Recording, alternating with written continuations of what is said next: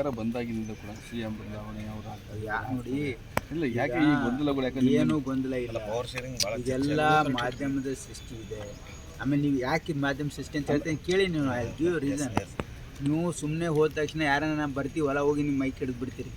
ಹಾಗಾಗಿದೆ. You are leading questions. ಅವರಾಗಿ ಸ್ವತಃ ನೀವು ಎಲ್ಲನ ನೋಡಿದ್ದೀರಾ?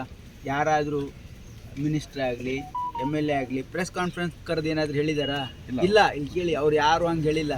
ನೀವು ಎಲ್ಲೋ ಹೋಗಿರ್ತೀರಿ, ಅವರೆಲ್ಲೋ ಹೋಗಿರ್ತಾರೆ, ನೀವು ಹೋಗಿ ಕೇಳ್ತೀರಿ ಅವ್ರಿಗೆ. ಅವರು ಆಮೇಲೆ ಲೀಡಿಂಗ್ ಕ್ವಶನ್ ಕೇಳ್ತೀರೋ ಏನೋ ರಿಯಾಕ್ಟ್ ಮಾಡಿರ್ತಾರೆ. It is becoming an issue. ಅದಕ್ಕೆ ನಾನು ಭಾಳ ಸ್ಪಷ್ಟವಾಗಿ ಹೇಳ್ತಾ ಇದ್ದೀನಿ, ನಮ್ಮ ಸರ್ಕಾರದಲ್ಲಿ ಯಾವುದೂ ಗೊಂದಲ ಇಲ್ಲ. ನಮ್ಮ ಸರ್ಕಾರ ಸುರಳಿತವಾಗಿ ನಡೀತಾ ಇದೆ. ನಾವು ಏನು ನೋಡಬೇಕು ಅಂದರೆ, ಒಂದು ಸರ್ಕಾರ ಒಳ್ಳೆಯ ರೀತಿಯಿಂದ ಕೆಲಸ ಮಾಡ್ತಾ ಇದೆಯಲ್ಲ ಅಂತ ಅಳತೆಗೋಲು ಏನಂತಂದರೆ, ನಾವು ಜನರಿಗೆ ನಾವು ಏನು ವಾಗ್ದಾನ ಮಾಡಿದ್ವಿ ಅದನ್ನ ಇಂಪ್ಲಿಮೆಂಟ್ ಮಾಡಿದ್ದೀವಿ. ಈಗ 5 ಗ್ಯಾರಂಟಿಗಳನ್ನು ನಾವು ಇಂಪ್ಲಿಮೆಂಟ್ ಮಾಡಿದ್ದೀವಿ. That is the biggest success. ಈಗ ನಿಮ್ಮದೇ ಕೆಲ ಸಚಿವರು ಹೇಳ್ತಾರೆ CM ಸಿದ್ದರಾಮಯ್ಯ ಅವರು ದೀರ್ಘಾವಧಿಯಾಗಿರಬೇಕು,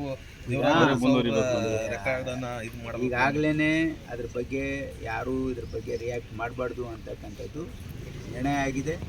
ಹಾಗಾಗಿ ಯಾರೂ ಇದ್ರ ಬಗ್ಗೆ ರಿಯಾಕ್ಟ್ ಮಾಡೋಕ್ಕೆ ಹೋಗೋದಿಲ್ಲ. ನಮ್ಮ ಸರ್ಕಾರ ಸ್ಥಿರ ಸರ್ಕಾರ, ನಾವೆಲ್ಲ ಒಟ್ಟಾಗಿದ್ದೀವಿ. ಆಮೇಲೆ ಜನಪರವಾಗಿ ಕೆಲಸ ಮಾಡ್ತೀವಿ. ಸಿದ್ದರಾಮಯ್ಯ ಕಂಪ್ಲೀಟ್ ಮಾಡ್ತಾರೆ. ಈಗ ನಾವು ಇದ್ರ ಬಗ್ಗೆ ಚರ್ಚೆ ಇಲ್ಲ. Okay, thank you.